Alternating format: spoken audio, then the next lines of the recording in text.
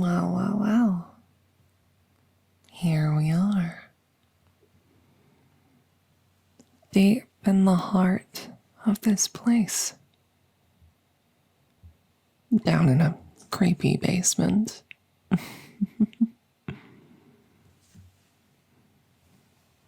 Not a bad spot I found, right?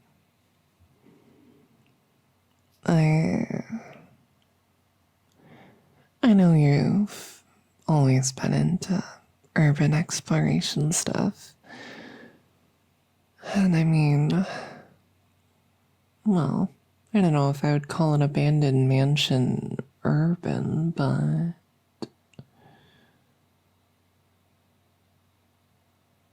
it's definitely something to explore, right?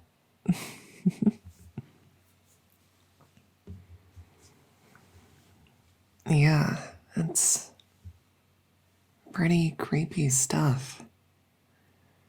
I mean, the writing all over the walls, the candles, the stains.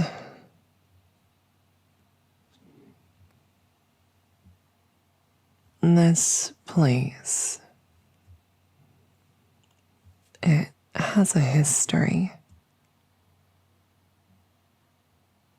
Mm-hmm. Oh, yeah. It has a history that I know pretty well. It's pretty creepy, if you ask me.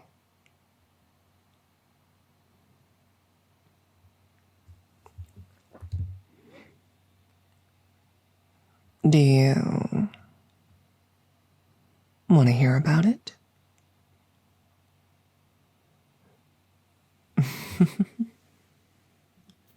Well, I'm someone who does her research. I actually have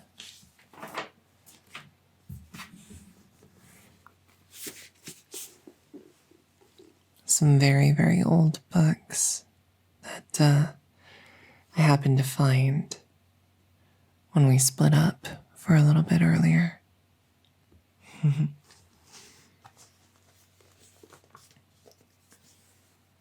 It's interesting stuff. The binding on this book is kind of falling apart, but as you can see, it's all handwritten. It's a sort of account of the history of this place.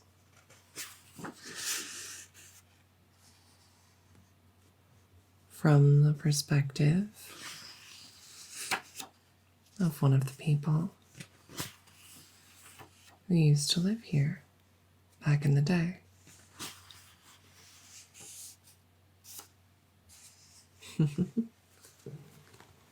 Oh, yes. Oh, yes.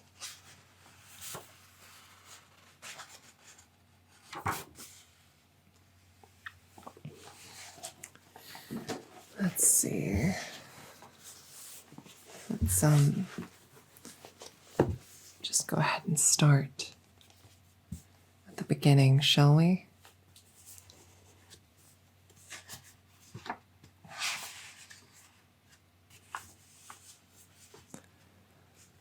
A long time ago,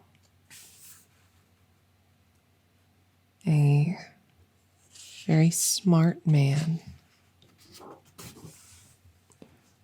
realized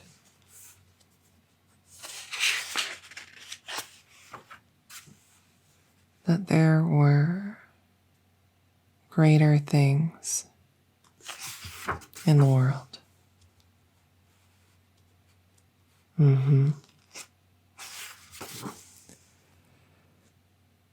One day, someone very, very clever came to understand that there were beings that existed far outside the bounds of human comprehension or understanding.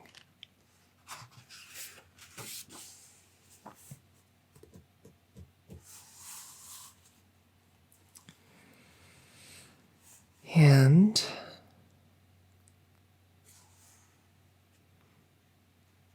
those beings and those powers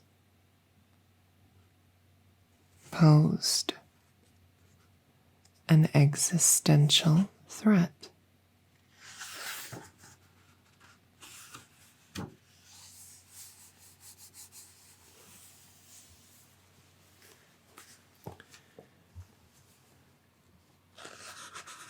Without intervention, the world would almost certainly end.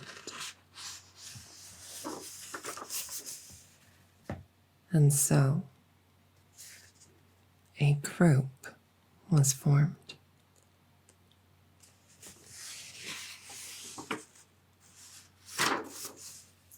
A group of individuals who believed the man, who believed the understanding he came to. A group who came together with the singular hope of preventing the end of the world.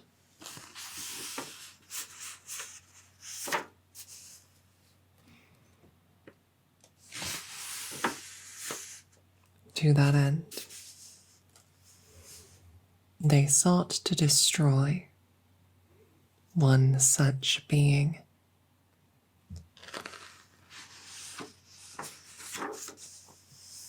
To put an end to its existence entirely. Specifically, to end the existence of a being that had existed alongside humanity for many thousands of years. The closest of these great beings.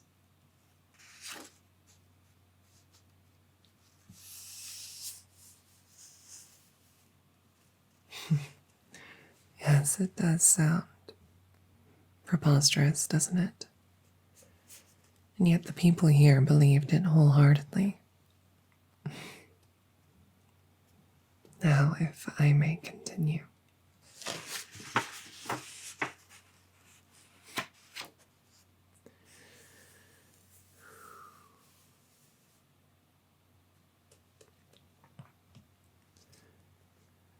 This being had had cult after cult after cult spring up in worship of it over the many, many years of its existence.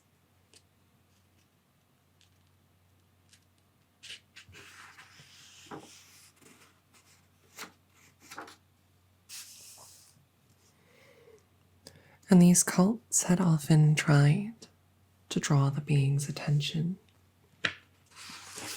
and its favor.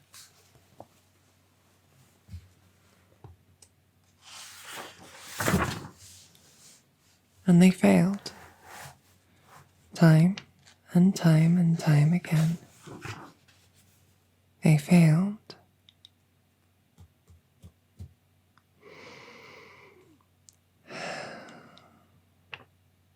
The being cared not for them. It never cared.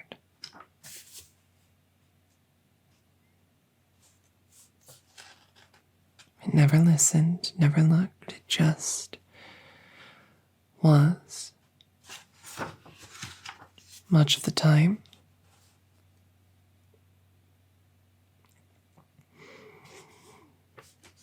it was distant and harmless, but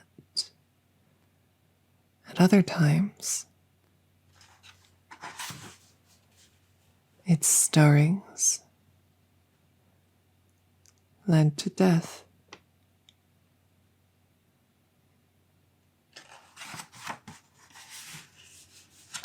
This new group was afraid They were afraid that those stirrings might grow in intensity and all would perish. But, unfortunately for them, a being of such magnitude is not so easily slain. And so, they came to a new conclusion. Rather than killing it, they would seal it away. Its powers would be bound, and it would be constrained in every possible way.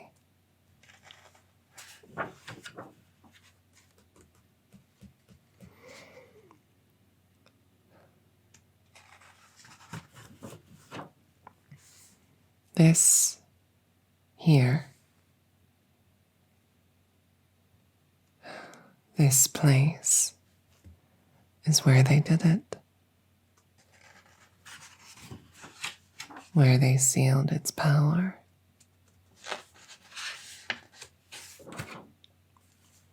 Where they functionally wiped it from existence. In a ritual that required a grand sacrifice. They all died here.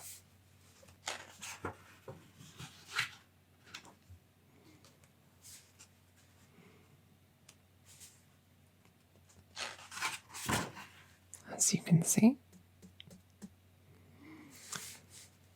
this, the day of the ritual, right here, is the last page in this journal.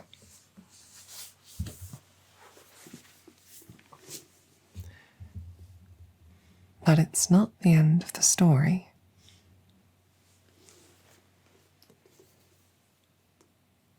To phrase it in a different way, this place was once home to a doomsday cult. One which believed that a being that they couldn't understand and which hardly noticed their existence at all was going to one day destroy humanity. They did everything in their power to seal this being away, and in the end,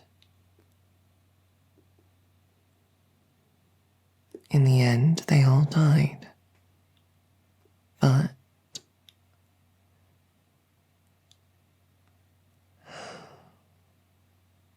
they succeeded. The journal ends, but the story goes on.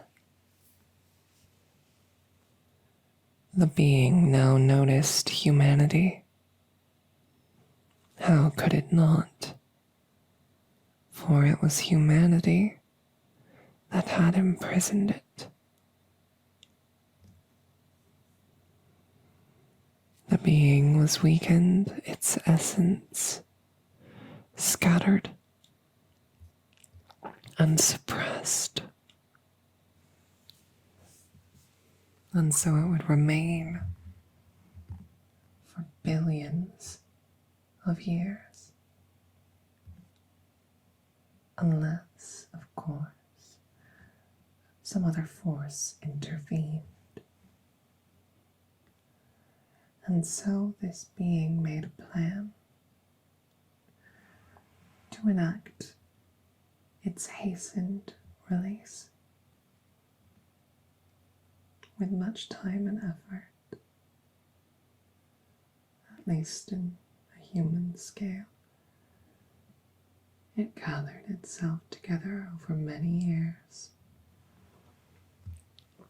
until enough had coalesced to make a puppet in the shape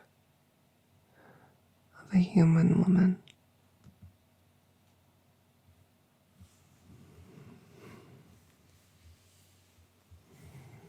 made a puppet with the singular intent of guiding a kind-hearted fool to this place. That fool is you. The puppet is me.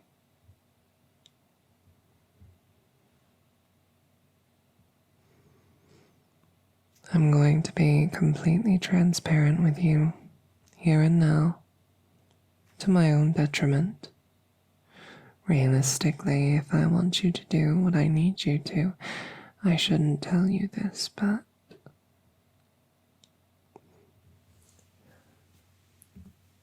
when we were first courting, I once told you it was love at first sight.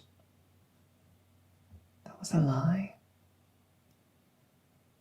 At first sight, I didn't care about you. You're a tool, a means to an end and nothing more.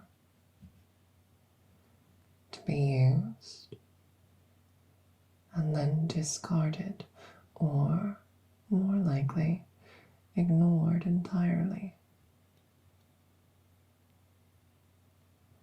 You were irrelevant to me, unimportant, useful only in your capacity to perform the rituals required to undo the seal. When we first met, I did not care for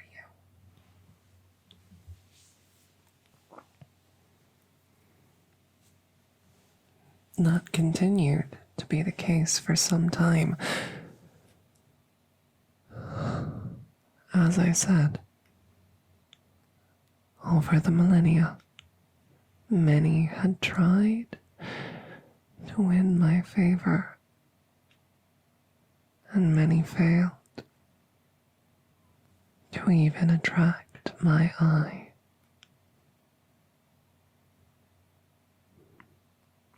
Do you know what I found, however? Is that the time I've spent with you has been more impactful than every sacrifice I've ever received. By necessity, you drew my gaze, and through your actions, you have drawn my attention, my interest, my love, if a being such as me could be said to love.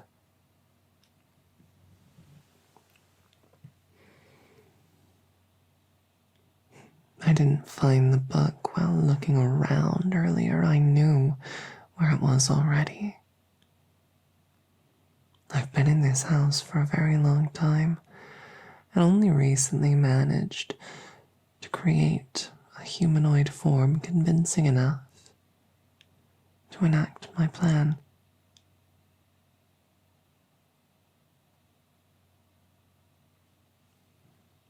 If you wish, you may leave now,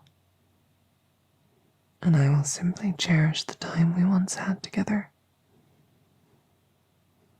But if you don't leave, if you aren't afraid, then I'd like to ask you a favor. It's very simple, really. All you need to do is perform a little ritual for me, and my true self will be restored. Can you do that? I have everything you need right here.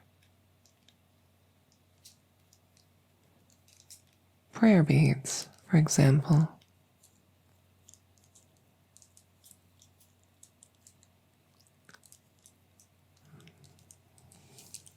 You'll notice the color.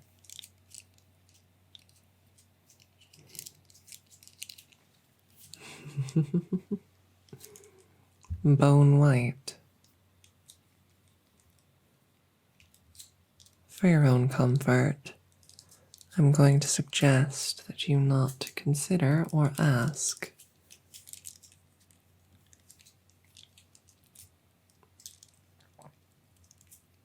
I can assure you no innocents were harmed in its creation.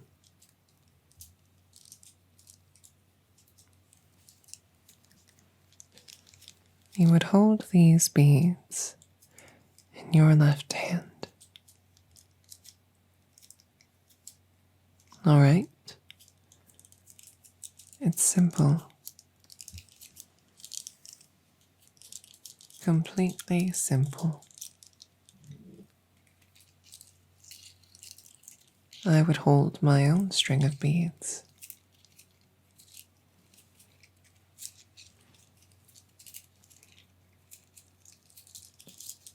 Through them,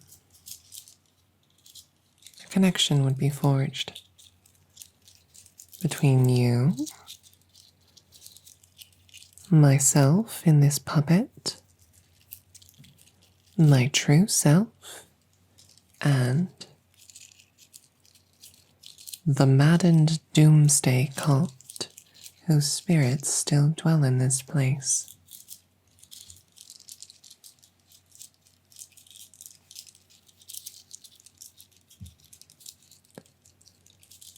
With prayer beads in hand,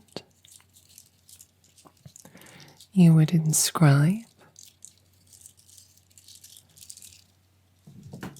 a set of symbols onto this special parchment. I will draw the symbols out for you now.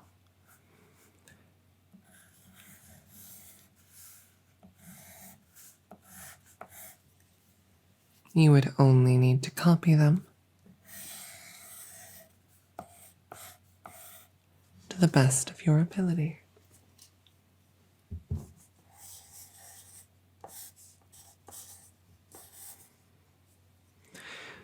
You're asking that now? Yes, I am deadly serious. This isn't a joke or a prank or anything to be laughed off.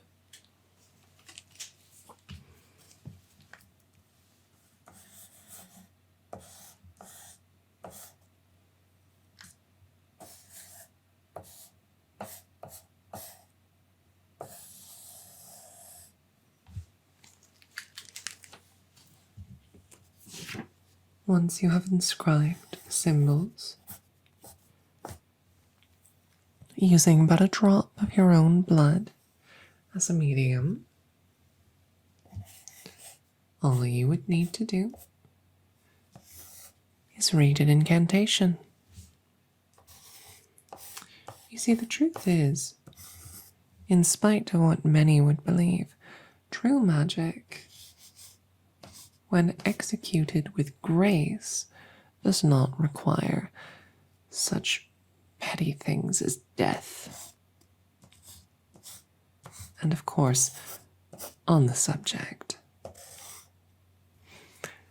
by performing the ritual, by reading the incantation, you would of course be releasing my true self, in which case my form would rapidly reconstitute into something unfamiliar to you, and which might be harmful. Thankfully, I did think ahead.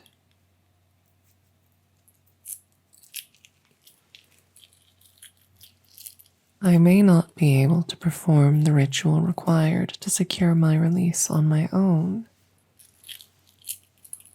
but I am capable of other magic. And this locket right here is one I made myself,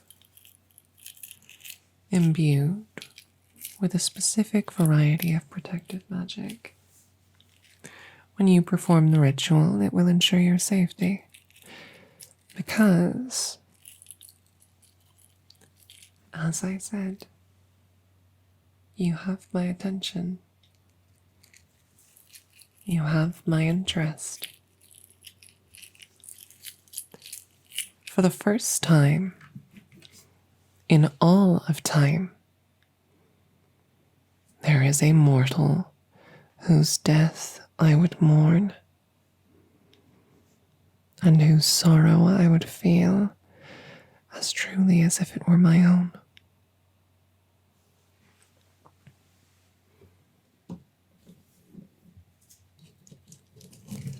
I want to be restored. I really do. But I don't want to hurt you or upset you either.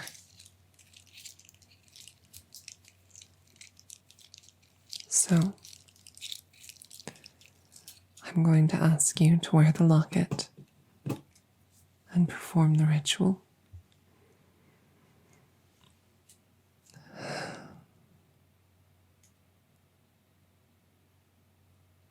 I'm told that love exists beyond appearances, past surface level details.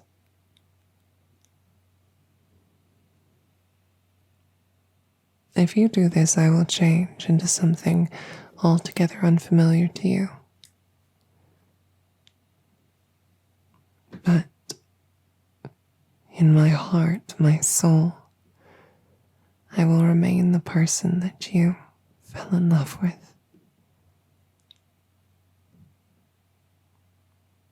I lied to you before about my feelings, but I'm not lying now. I want to keep being with you. I want to be a part of your life. So, will you do this for me?